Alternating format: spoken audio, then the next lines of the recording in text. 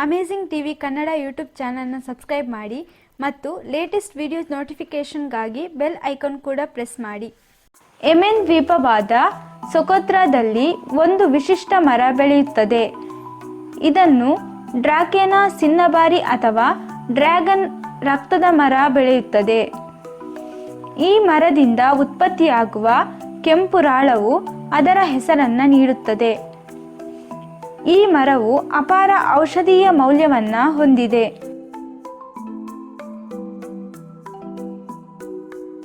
ವಿಶ್ವದ ಅತಿದೊಡ್ಡ ಸಮೀಪ ಮರಳು ಮರುಭೂಮಿ ಯೆಮೆನ್ನ ಭಾಗಗಳನ್ನು ಒಳಗೊಂಡಿದೆ. ರುಬ್ ಅಲ್ ಖಲಿಯನ್ನು ಭೂಮಿಯ ಅತಿದೊಡ್ಡ ನಿರಂತರ ಮರಳು ಮರುಭೂಮಿ ಎಂದು ಪರಿಗಣಿಸಲಾಗಿದೆ.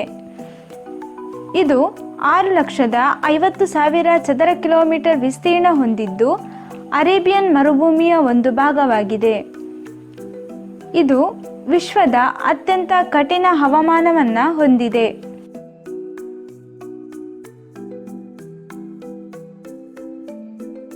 ದಾರ್ ಅಲ್ ಹಜರ್ ಯೆಮೆನ್ನಲ್ಲಿ ಬೃಹತ್ ಬಂಡೆಯಿಂದ ಕೆತ್ತಲ್ಪಟ್ಟ ಒಂದು ಸಾಂಪ್ರದಾಯಿಕ ಕಟ್ಟಡವಾಗಿದೆ.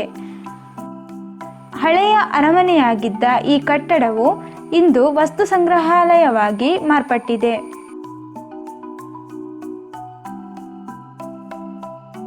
ಯೆಮೆನ್ ಇಸ್ಲಾಂ, ಕ್ರಿಶ್ಚಿಯನ್ ಧರ್ಮ ಮತ್ತು ಜುದಾಯಿಸಂ ಸೇರಿದಂತೆ ವಿವಿಧ ಧರ್ಮಗಳಿಗೆ ನೆಲೆಯಾಗಿದೆ. ಈ ರಾಷ್ಟ್ರದಲ್ಲಿ ಬ್ರಿಟಿಷರು ನಿರ್ಮಿಸಿದ ಆಂಗ್ಲಿಕನ್ ಚರ್ಚ್ ಅಡೆನ್ನಲ್ಲಿರುವ ಅತ್ಯಂತ ಸಾಂಪ್ರದಾಯಿಕ ಕಟ್ಟಡಗಳಲ್ಲಿ ಒಂದಾಗಿದೆ.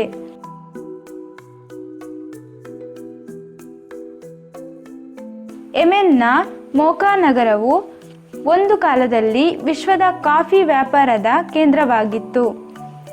ಆದ್ದರಿಂದಲೇ ಕೆಲವು ಸ್ಥಳೀಯ ಕೆಫೆಯಲ್ಲಿ ಮೋಚಾ ಎಂಬ ಹೆಸರಿನ ಕಾಫಿಯು ಜನಪ್ರಿಯವಾಗಿದೆ.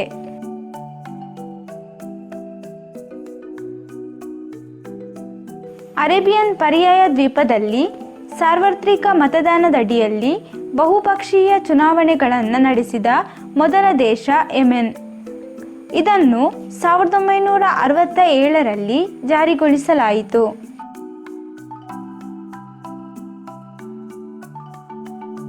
ಕೆಂಪು ಸಮುದ್ರ ಮತ್ತು ಹಿಂದೂ ಮಹಾಸಾಗರದ ನಡುವಿನ ಮುಖ್ಯ ಹಡಗು ಮಾರ್ಗಗಳಲ್ಲಿ ಆಯಕಟ್ಟಿನ ರೀತಿಯಲ್ಲಿ ನೆಲೆಗೊಂಡಿರುವ ಅಡೆನ್, ನ್ಯೂಯಾರ್ಕ್ ಮತ್ತು ಲಿವರ್ಪೂಲ್ ನಂತರ ಅತಿದೊಡ್ಡ ಬಂದರಾಗಿದೆ.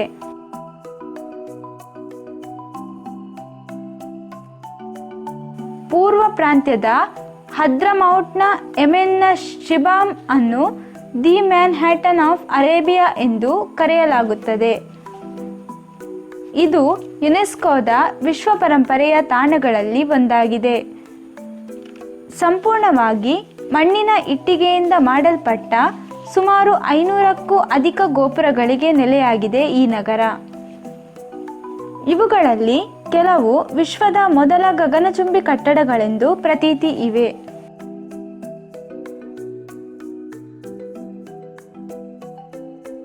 ಯೆಮೆನ್ ಪ್ರಾಚೀನ ಶೆಬಾ ರಾಣಿಯ ನೆಲೆಯಾಗಿತ್ತು. ಇದನ್ನು ಅರೇಬಿಕ್ ಭಾಷೆಯಲ್ಲಿ ಬಾಲ್ಕಿಸ್ ಎಂದು ಕರೆಯುತ್ತಾರೆ. ಸಬಾ ಸಾಮ್ರಾಜ್ಯ ಆ ಸಮಯದಲ್ಲಿ ಈ ಪ್ರದೇಶದ ಅತ್ಯಂತ ಶಕ್ತಿಶಾಲಿ ಮತ್ತು ಪ್ರಮುಖ ವ್ಯಾಪಾರ ಸಾಮ್ರಾಜ್ಯವಾಗಿತ್ತು. ರಾಣಿ ಶೆಬಾ ಆಳ್ವಿಕೆಯಲ್ಲಿ ವಾಸಿಸುತ್ತಿದ್ದ ಪ್ರಾಚೀನ ಸಬೇನ್ ಜನರು ಹಳೆಯ ಸೆಮಿಟಿಕ್ ಭಾಷೆಯನ್ನು ಮಾತನಾಡುತ್ತಿದ್ದರು. ಇದನ್ನು ಈಗಲೂ ಸೊಕೊತ್ರಾ ದ್ವೀಪದಲ್ಲಿ ಬಳಸಲಾಗುತ್ತದೆ.